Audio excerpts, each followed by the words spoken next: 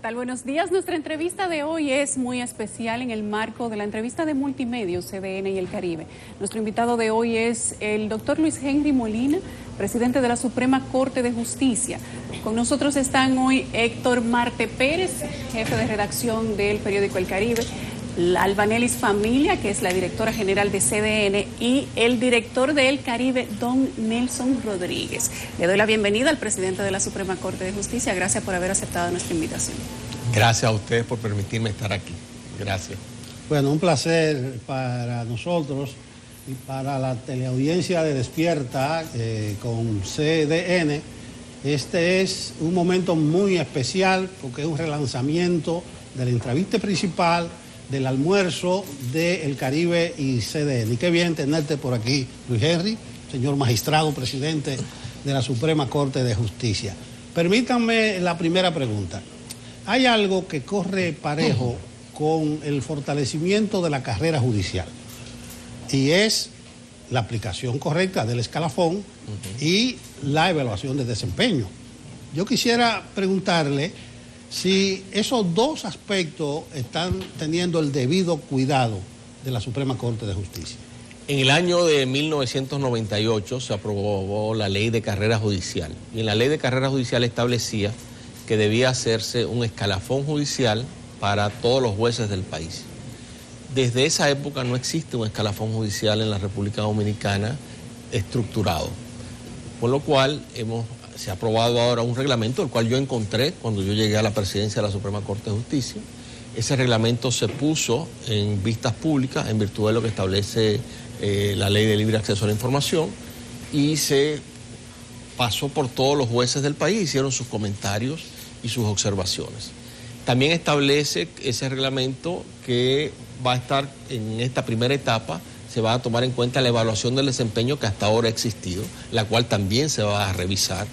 Y el reglamento del escalafón establece que hay un 50% de la puntuación del escalafón, que es por antigüedad, un 45% por evaluación del desempeño y un 5% por mérito.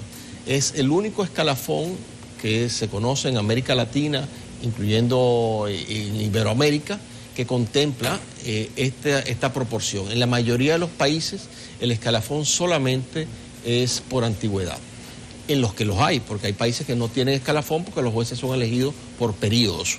Entonces no hay posibilidad de escalafón, como es el caso de Puerto Rico, que tenemos tan cerca aquí de la República Dominicana. Con lo cual el escalafón es esencial, primordial, para el buen funcionamiento de la carrera judicial. Es una garantía para el ciudadano y es una garantía para cada juez de que se le va a respetar su lugar en el escalafón al momento de tomar una decisión. Entonces no va a ser discrecional ni del Consejo del Poder Judicial ni del Pleno de la Suprema Corte de Justicia, sino a la persona que le toque en el escalafón se somete al Pleno de la Suprema y el Pleno entonces decide. Si hay un rechazo, tiene que haber un rechazo motivado, porque si no esa persona puede acudir ante el Tribunal Superior Administrativo e impugnar esa decisión.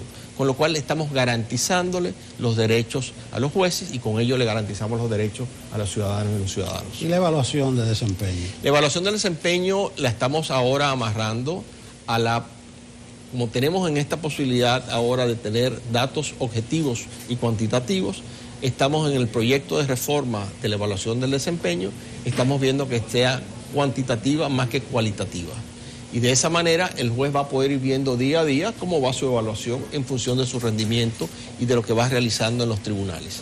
Evidentemente habrá una proporción muy mínima que tendrá que ver con elementos cualitativos, pero incluso lo que tiene que ver con la prestación del servicio y la percepción de parte de los usuarios también va a ser cuantitativa y no cualitativa. Magistrado, muchísimas gracias por aceptar nuestra invitación.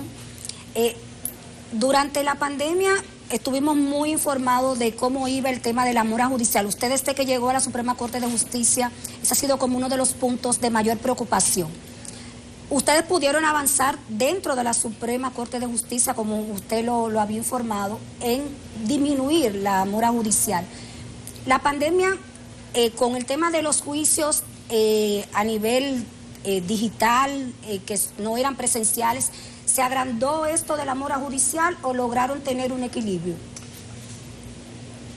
La pandemia dio la posibilidad de que pudiésemos digitalizar todo lo que entra al Poder Judicial, y pudiéramos cuantificar todo lo que está en el Poder Judicial. Pero además permite que todo lo que sale del Poder Judicial tenga firma electrónica. Absolutamente todo lo que son resoluciones, sentencias, autos, salen con firma electrónica. Es la institución del país que más manejo de firma electrónica tiene hoy en día. Eso que nos permite controlar la entrada y la salida. Y hoy en día podemos saber cuál es la mora a nivel nacional de todos los tribunales. Hay departamentos judiciales que han eliminado la mora. Es el caso de Barahona, es el caso de San Juan de la Maguana, es el caso de Puerto Plata. Es el caso hasta cierto punto de Montecristi, que debe estar saliendo próximamente. Después, en la Suprema Corte de Justicia, en el segundo semestre de este año, deberíamos de terminar ya con todos los expedientes pendientes al 2019. ¿Ok? Con lo cual nos estaríamos ya técnicamente saliendo de la mora. La mora es un cáncer en la judicatura dominicana, y una justicia que tiene mora es una justicia tardía. Y justicia tardía no es justicia. Por eso tenemos que seguir trabajando todo el tema de la mora. Yo no le puedo decir que está eliminada por completo en toda la judicatura nacional. Lo que sí le puedo decir que hay un plan de reducción de la mora que se está aplicando y que está teniendo resultados que permiten visualizar que pronto no tendremos mora en la República Dominicana. ¿Y terminó la virtualidad? ¿Ya todos los tribunales están presenciales o hay un híbrido? La virtualidad es una opción que tiene cada usuario. Un usuario puede decidir si quiere hacerlo virtual o presencial. Lo que pasa es que lo que no se dice es que el 80% de los juicios son virtuales hoy en día, porque los usuarios prefieren que sean virtuales. Por supuesto, hay juicios, sobre todo en materia penal, que requieren una presencialidad.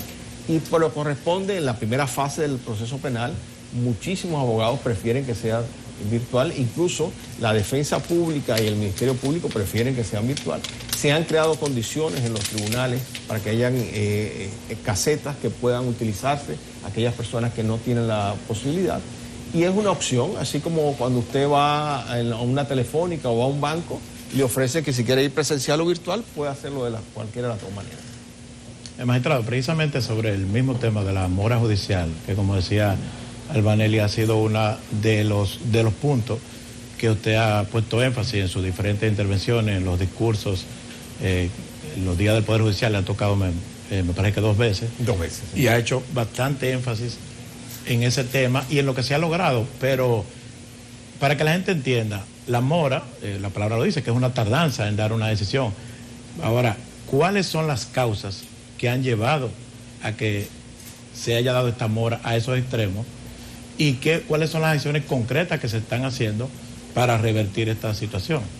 La mora tiene múltiples causas y depende también la materia en la que estemos trabajando. Por ejemplo, cuando hablamos de mora en materia penal, estamos hablando que no se cumple con los plazos procesales establecidos en el Código Procesal Penal. Y el proceso penal completo tiene un periodo en el cual debe resolverse. Y cuando sale de ese periodo, entonces estamos incumpliendo. De esa manera, ¿qué produce esos retardos? Muchas veces produce el retardo la falta de notificación, porque no se ubica a las personas que intervienen en el proceso. Produce el retardo la falta de llevar a las personas privadas de libertad al juicio. Entonces, todo esto se tiene que ir trabajando y se está trabajando sistemáticamente para ir reduciendo. Yo no le puedo decir que con una varita mágica se ha solucionado esto. Se ha ido reduciendo y se ha ido reduciendo significativamente. La virtualidad permite, por ejemplo, que podamos ubicar más fácil hoy en día a las personas para su juicio, o podamos notificarle no solamente a través de un acto alguacil, sino por una resolución que existía antes que yo llegara a ser presidente de la Suprema. Desde época del magistrado Subero hay una resolución que establece que se puede notificar por teléfono, por mensajería, lo que se está organizando para poder aplicar eso de manera más objetiva. La mora también la produce muchas veces la mala distribución de los jueces en el país. Por ejemplo, usted tiene la mayor carga de trabajo en el país en el Distrito Nacional. Tiene en una proporción de 10 y la siguiente carga de trabajo la tiene en la provincia, la tiene en 5 o 6, de un 1 al 10. Entonces, ¿qué pasa? Donde hay menor cantidad de jueces en proporción es en el Distrito Nacional, porque hay limitaciones de ley que impiden que el tribunal más grande del país, que es la Cámara Civil y Comercial de primera instancia, tenga un número determinado de jueces. cuando es el tribunal que más causas tiene a nivel nacional, más que la Suprema Corte de Justicia, más que el Tribunal Superior Administrativo. Entonces, la redistribución de la carga de trabajo entre los jueces es una necesidad y que es imperiosa y que requiere de reforma legislativa para poder llevarlo a cabo. Cuando empezamos con la pandemia, los audios y videos de personal de los tribunales y de víctimas o personas que llevaban procesos intervinientes se hicieron muy comunes porque hablaban de escollos que se daban para poder llevar a cabo un juicio, que a veces iba en detrimento de las víctimas, que los reenvíos eran muy difíciles. Sin embargo, esos audios, en la medida que ha ido pasando la pandemia, o la gente se ha adaptado o han disminuido o ya no son tan comunes. ¿Qué ha pasado y cuáles son los retos que todavía tiene la justicia en medio de la pandemia que aún no se ha terminado? Lo primero, Yulisa, es que a todos nos sorprendió la pandemia. Yo me acuerdo en marzo del año pasado que los abogados pedían a voces que se cerraran los tribunales, que si íbamos a dejar morir a los abogados y a los jueces en los tribunales. Y nosotros no sabíamos qué hacer. Y lo que hicimos fue mirar lo que estaban haciendo otros países. Y vimos lo que estaba haciendo España, que era el que estaba viviendo más adelantado que nosotros la situación, y lo empezamos a usar como laboratorio. Incluso yo tuve una reunión tanto con el presidente del Tribunal Superior de España y como con el ministro de Justicia de España para saber cómo ellos habían manejado toda la situación. Y empezamos a darnos cuenta que la virtualidad, nosotros la habíamos concebido en el plan estratégico institucional, que los juicios virtuales iban a venir dentro de 5 años. Pero 3 jueces en Bonao, un fiscal y un defensor público hicieron un juicio por WhatsApp. Así fue que comenzó todo, utilizando WhatsApp. Y la presidenta de la Corte de La Vega, que es el que pertenece el Distrito Judicial de Bonao, me manda, mira lo que están haciendo aquí en Bonao. Y decidimos implementar eso solo para la atención permanente a nivel nacional, y creamos un instructivo en ese momento porque no teníamos nada. Y llamamos incluso a Puerto Rico, que ya tenía experiencia con juicios virtuales, y se hizo incluso un webinar con una jueza en Puerto Rico que maneja este proyecto como un proyecto piloto en Puerto Rico.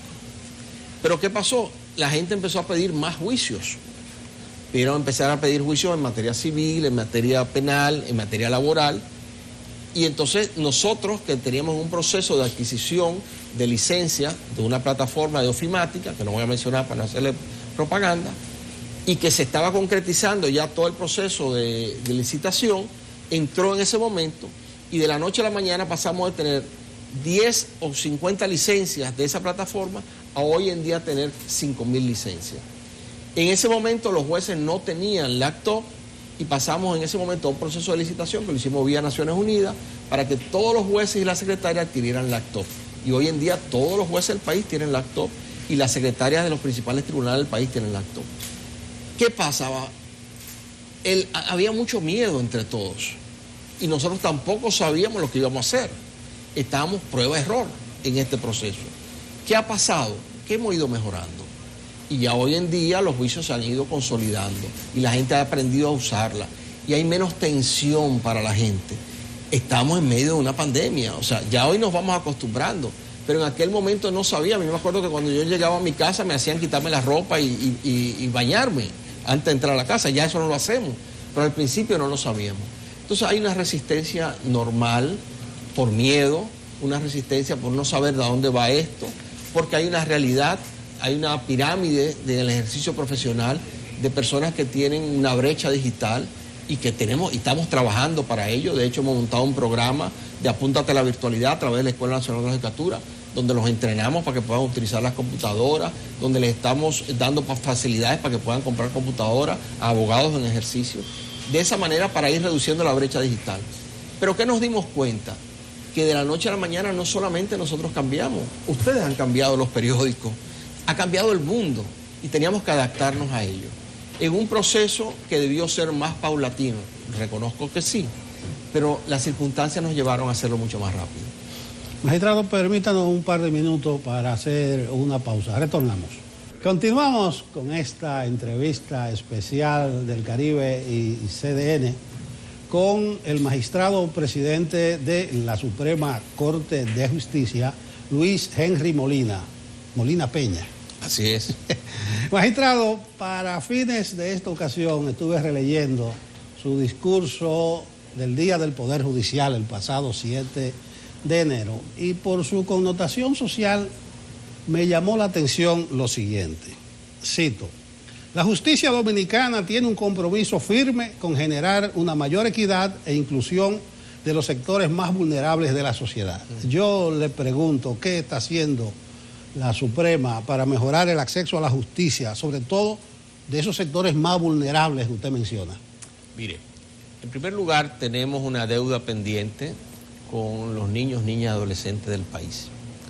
Y en ese sentido estamos trabajando para poder establecer todos los sistemas de cámaras EXET a lo largo de todo el país. Nos comprometimos a poner uno en cada departamento judicial. Pero justamente vino la tecnología y ahora resulta que las cámaras EXET van a pasar a desuso. ¿Por qué? Porque con una plataforma de videoconferencia, simple y llanamente, teniéndolo en una computadora y teniendo a la persona al lado que lo va a entrevistar y teniendo a esta persona un audífono, no se requiere una cámara EXET. Con lo cual aprobamos un reglamento para poder hacer entrevistas a través de videoconferencia donde las partes puedan estar y evitar incluso la revictimización en el caso de las mujeres maltratadas.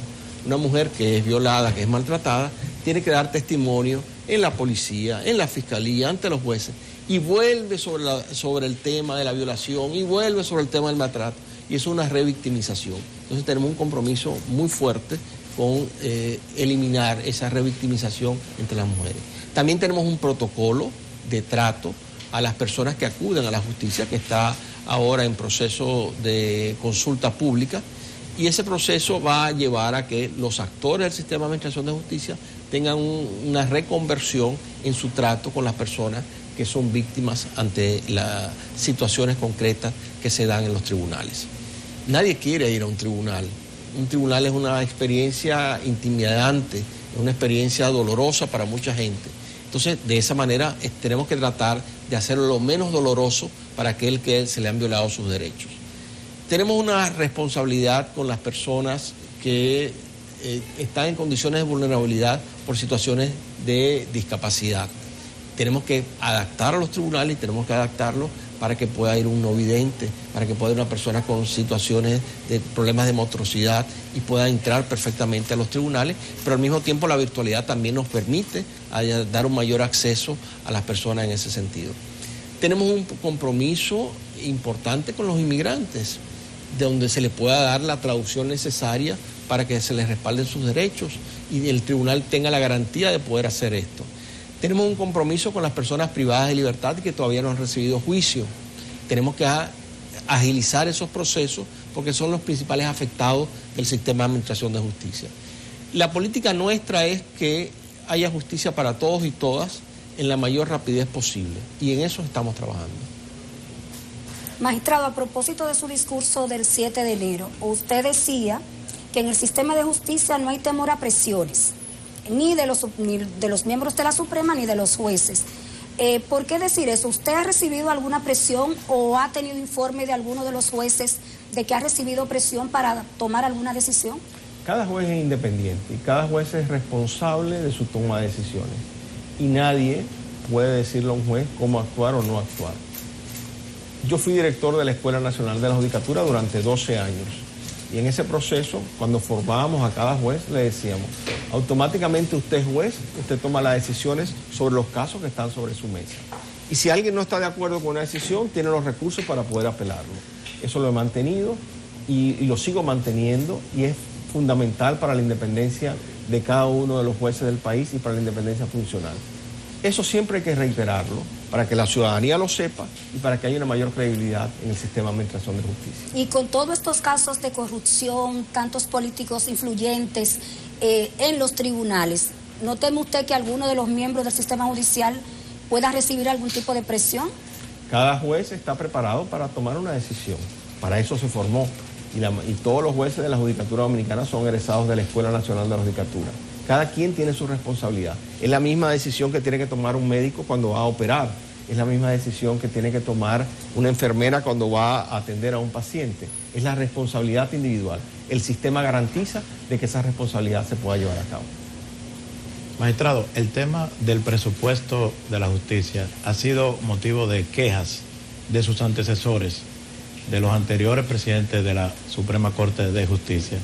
Sin embargo, vemos que en su gestión ha estado ausente, o usted no lo ha tocado mucho en sus intervenciones, ni siquiera en los discursos del Día del Poder Judicial. Siempre era una tradición escuchar las quejas de los anteriores presidentes de la Suprema Corte de Justicia. ¿Cuál es la situación actual? Creo que en algún momento usted dijo que era un tema más de distribución, de aplicación del uso de los recursos que de asignación. Pero ¿cuál es la situación actual? ¿Cuál es la situación real? ¿Se maneja con holgura, con precariedad el sistema judicial? Mire, a mí me enseñaron que usted maneja la casa con el dinero que usted tiene. Cuando yo me casé, yo no ganaba suficiente para mantener mi casa. Y tengo 4 hijos y ya están echando todo para adelante. Uno se tiene que arropar hasta donde uno puede. Ahora, también quiero recordar aquel anuncio de la compañía telefónica. Aunque no me vea, estoy trabajando con usted, aunque no me escuche. Lo mismo, estamos trabajando con el tema del presupuesto. Ahora, uno no puede pedir por pedir. Tiene que tener proyectos muy concretos que quiera hacer, tiene que tener planes, pero además tiene que especificar cuáles son los resultados que usted puede dar en términos del sistema de administración de justicia. Lo que estamos es en un diálogo constante y abierto con el Ministerio de Hacienda, explicando qué estamos haciendo, hacia dónde nos dirigimos y cuáles de esos proyectos pueden ir encauzados en términos del presupuesto general de la Nación. Somos una institución estatal, somos un poder del Estado. Yo creo que en el marco institucional todo se puede discutir con respeto y se puede llegar a acuerdos en la medida de las posibilidades. Sepamos que el país está viviendo una situación difícil y tenemos que ser conscientes de eso. Está viviendo en el marco de una pandemia y hay muchas necesidades que no estaban previstas y hay una situación de desempleo importante en el país y hay una situación de políticas sociales que tienen que llevarse a cabo. En el marco de esto somos conscientes, pero no hemos necesitado en el marco de la pandemia ningún tipo de asignación extra presupuestaria para hacer todo lo que hemos estado haciendo. ¿Hay un porcentaje específico del presupuesto establecido por ley para el sistema? Hay un porcentaje establecido que nunca se ha aplicado, no se ha aplicado ni para el Congreso, ni para el Poder Judicial, ni para la Universidad Autónoma de Santo Domingo. Es un porcentaje establecido que debería de cumplirse por ley, pero igual que el porciento del 4% de la educación. La pregunta es, ¿cómo racionalizamos el gasto? La pregunta es, ¿cómo tenemos proyectos concretos que permitan que sentándonos en una mesa real y efectivamente se pueda entender que el dinero es limitado, pero requiere una distribución equitativa en términos de las necesidades del país? Y en eso estamos. Magistrado Molina, en el marco de todos estos casos de persecución a la corrupción administrativa, la salida de un gobierno que el mismo Ministerio Público ha dicho que fue muy corrupto, se ha puesto en entredicho la seguridad del sistema de justicia, que se manejan las solicitudes de casos, los depósitos de casos, las sentencias, etcétera. En un caso muy conocido, que fue el del Pulpo, la magistrada Jenny Berenice Reynoso, directora de persecución, dijo que no había sometido la solicitud al juez porque no confiaba en el sistema de la Suprema Corte de Justicia y lo dejó abierto. Dijo que lo había hecho de manera directa, específicamente porque no confiaba en la seguridad de la Suprema Corte de Justicia, en el sistema de la Suprema Corte de Justicia. Si usted tuviera que decirle a la gente cuál es la situación de seguridad o vulnerabilidad del sistema de la Suprema a propósito de eso que dijo la magistrada Jenny Berenice, ¿qué usted diría? Mire, yo no me puedo referir a lo que dijo la magistrada Jenny Berenice porque no lo escuché. Pero sí le puedo decir lo siguiente.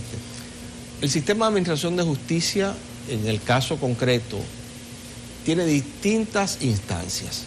En este momento hay instancias de primera instancia, se están conociendo juicios de distintos tipos. Y para un juez es lo mismo un juicio de determinada connotación mediática que un juicio que no tenga connotación mediática. Y le puedo asegurar, porque yo fui director de la Escuela de la Judicatura durante 12 años, que todos los jueces que están conociendo los casos hoy están formados y están preparados. Tienen mucha conciencia. Probablemente de los profesionales mejor formados de la administración pública son los jueces dominicanos. Y se lo puedo decir con conocimiento de causa y se lo puedo decir por los procesos de evaluaciones que se han llevado a cabo para cada uno de ellos. La justicia tiene un elemento esencial. Siempre entra alguien que gana y otro que pierde. Pero existen los recursos y aquel que no obtiene una sentencia gananciosa puede acudir a un recurso, puede interponer un recurso ante una corte de apelación o puede incluso interponer un recurso ante la Suprema Corte de Justicia. Nadie accede directamente a la Suprema Corte de Justicia al menos que tenga jurisdicción privilegiada. En este caso, yo no conozco ninguna situación en la cual se le haya vulnerado los derechos a una persona, en los cuales haya una acusación concreta contra un juez determinado por un mal uso de sus funciones. Entonces, yo puedo respetar la opinión que pueda hacer un actor del sistema, en este caso el Ministerio Público.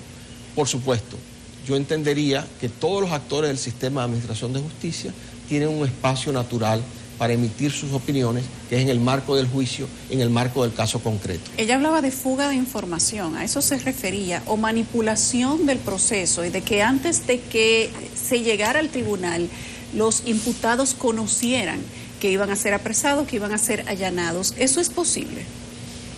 El Ministerio Público solicita, sí, que va a solicitar un determinado tipo de medida o va a solicitar que se le asigne un juez de la instrucción. Eso lo maneja directamente con los jueces de la instrucción, con el juez coordinador en el caso del distrito y en la provincia y en Santiago, pero en el resto del país solicita directamente a cada juez de la instrucción la medida que quiere solicitar.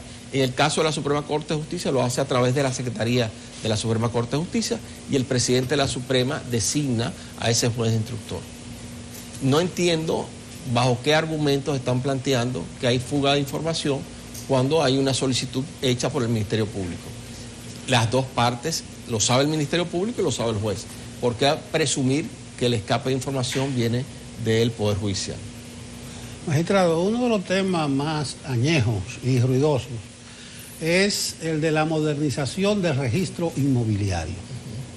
No sé si eso ha estado en un punto prioritario de su agenda, digitalización, un servicio más eficiente y transparente. ¿Por qué hay tanto ruido desde ese litoral?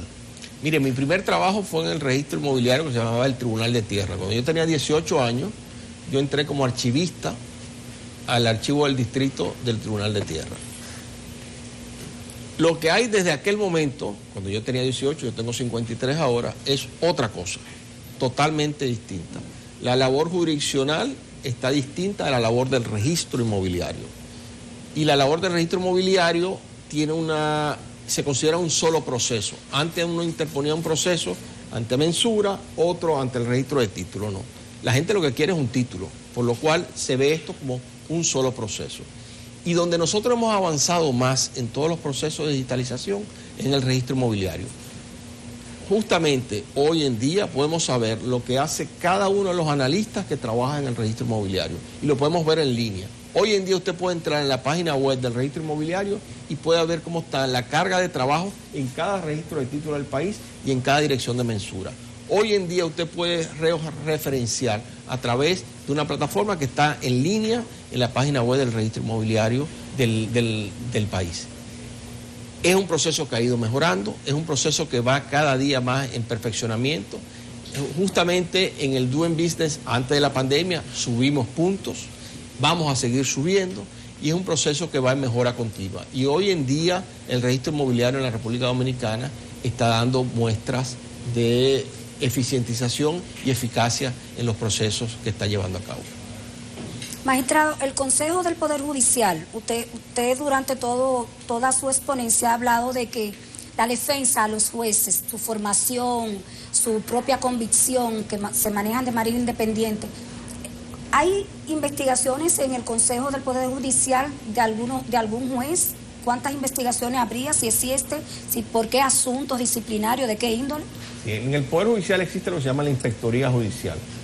Y la Inspectoría Judicial se puede apoderar o porque una persona haga una denuncia o porque ella misma investigando pueda encontrar situaciones concretas. Sí hay en este momento varios procesos de investigación, sí hay varios jueces sometidos a juicio disciplinario ante el Consejo del Poder Judicial. y todos estos casos se manejan en el marco disciplinario. Lo que, si algún caso de esto tiene una connotación penal, inmediatamente se le informa al Ministerio Público y se continúa con la labor disciplinaria en el marco del Poder Judicial. Me llamó mucho la atención el caso de la jueza de ejecución de la pena de San Francisco de Macorís, que fue suspendida e investigada por el caso Quirinito. Sin embargo, según las informaciones que nos llegaron, el juicio se dejó en un limbo del Consejo Nacional, del Consejo del Poder Judicial, y ella vamos a decir que por default la volvieron a poner en su puesto, sin que la población conociera cuál fue el proceso de investigación, por qué no hubo sanción o por qué fue descargada. No supimos, solamente se puso en su puesto de nuevo. Hay una sentencia del Consejo del Poder Judicial, está en la página web del Poder Judicial. Yo no me acuerdo ahora exactamente los elementos de cada una de esas sentencias, pero hay una sentencia del Consejo y en esa sentencia se restituyó a esta jueza y por eso ya está en funciones. Pero si usted quiere, yo le puedo hacer llegar la sentencia y ahí están los elementos explicativos. Porque ella misma decía que ella no sabía cuál había sido su proceso, pero sí que le mandaron información de que volviera a su puesto. No le puedo, son muchos casos. Y en este caso concreto, aunque es un caso mediático, entiéndame, son muchos casos en el manejo de la información, pero me comprometo a mandarle la sentencia y de esa manera puede responder esa pregunta. Magistrado, la pandemia... Y no se trata aquí bajo ningún concepto de asumir, como decía un periodista por ahí, no respondo. No respondo. La pandemia ha obligado ha alterado las agendas, ha forzado a que las metas se cambien, a que los programas y las acciones que quizás uno tenía formuladas en todos los sectores hayan tenido que variarse. En el caso de la justicia, ¿qué cosas hay pendientes? Suprema Corte, Consejo de Poder Judicial, que no se haya podido hacer por el tema de la pandemia, que hayan tenido que aplazarse. Hay cambios de visiones que hemos tenido que ir haciendo, porque la pandemia cambió la forma en que veíamos las cosas. Por ejemplo, cuando antes uno iba a un tribunal, en una sede grande, una sede cabecera, de hecho nosotros inventaríamos 66 sedes en el país, el Poder Judicial tiene 220 sedes en todo el país, pero inventaríamos que habían 66 sedes donde se maneja el 80% de los casos del Poder Judicial. Y en esa sede los abogados iban secretaría por secretaría a hacer trámites. Entonces la pandemia nos llevó a decir, no, miren, vamos a colocar un mostrador de atención a todos los abogados que van, a los paralegales, a los mensajeros que van, de manera tal de que no tengan que estar recorriendo todo el Palacio de Justicia para ir haciendo trámites. Y concentramos esos trámites. Eso era algo que nosotros no teníamos previsto en el modelo de prestación de servicios del Poder Judicial.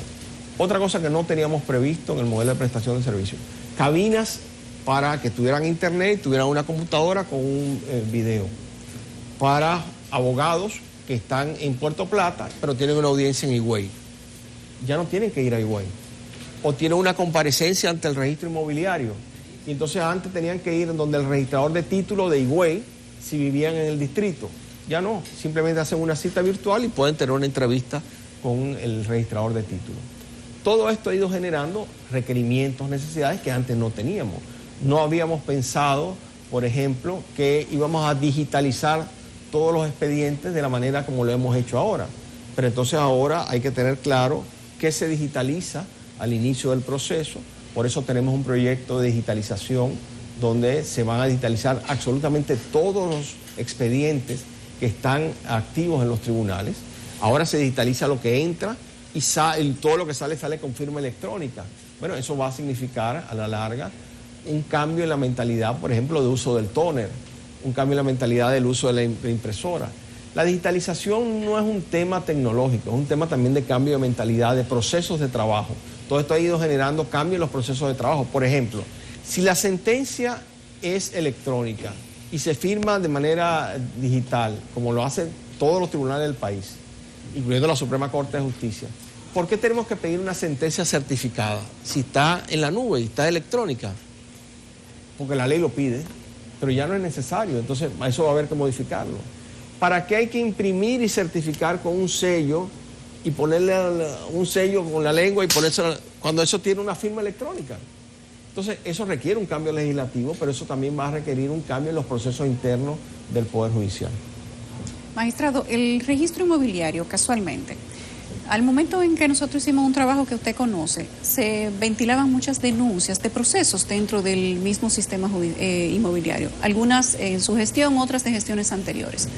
¿Hay algún organismo que tenga como prioridad investigar todas esas, digamos que, situaciones que pudieran evidenciar tal vez un poco más de transparencia, quizás crearle menos ruido al sistema inmobiliario y que pudieran dar respuesta a todas esas preguntas que uno como medio de comunicación hace, que al final no tienen respuesta ninguna?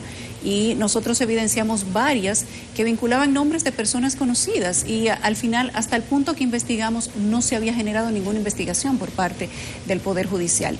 ¿Es posible que se genere algún tipo de, o consejo no, porque ya tienen consejo, pero organismo que sí le dé más importancia a esas denuncias internas? Mire, primero, todo el proceso de transparencia en términos de poder transparentar la información del registro inmobiliario y de los tribunales a través de Business Intelligence, de plataformas de inteligencia que están colocadas en la página web del Poder Judicial, que hace unos meses no las teníamos y que ya hoy en día las tenemos, es una muestra de que queremos transparentar todo lo que estamos haciendo. En segundo lugar, la Inspectoría Judicial hace investigaciones de todas las denuncias que se hacen en los medios de comunicación. Todas son investigadas por la Inspectoría Judicial. Algunas se desechan porque no hay pruebas, otras se acogen y se lleva y se designa un juez instructor, que es un juez del Consejo del Poder Judicial. Y después, si ese juez entiende que hay mérito, se lleva al conocimiento del Consejo del Poder Judicial. Ahora, yo le digo, yo acepto en algún momento que nos sentemos y veamos cada una de esas denuncias que usted hizo, y yo estoy dispuesta a que nos sentemos y la contestemos. Finalmente, sí. ¿Verdad? Lo que pasa es que uno, cuando tiene una función pública, tiene que dedicarse a caminar hacia donde uno tiene que ir. Y las denuncias uno las analiza, las estudia, las pondera, pero eran muchas denuncias de múltiples formas. Muchas son denuncias que no tienen sustento.